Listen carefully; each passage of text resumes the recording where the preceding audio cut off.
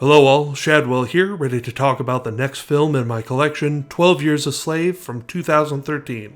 Directed by Steve McQueen and starring Chiwetel Ejiofor, Michael Fassbender, and Lupita Nyong'o. So back in 2014, I got this wild idea to try and own every film that won the Best Picture Oscar.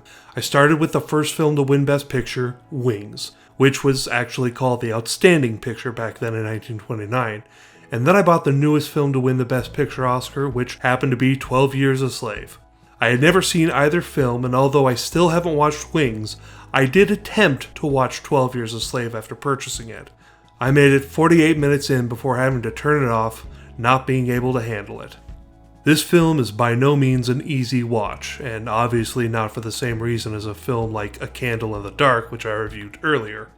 12 Years a Slave is masterfully written, directed, and acted, sometimes so brutally so to the point where you have to press pause and take a breath, gathering your courage before continuing. The true story of what happened to Solomon Northup is more horrifying than any fictional horror film can ever hope to be. Part of that reason is that other than how it began for Solomon, the bulk of his story, the titular 12 years, was not an uncommon tale for so many. People talk about other films in the same vein as 12 Years a Slave and refer to them as an unflinching portrayal. And that stands out in my mind because unflinching is the only word that came to mind when I had to revisit that 48-minute mark, the attempted hanging scene. The camera doesn't cut, and the scene continues on for what feels like an eternity before it finally, mercifully cuts, but not to a new scene. Just another angle to subtly tell the audience that considerable time has passed and it is still going on. Characters are still acting in the background. The movie continues as this character's life is slowly slipping away, and it is an absolute heartstopper of a scene.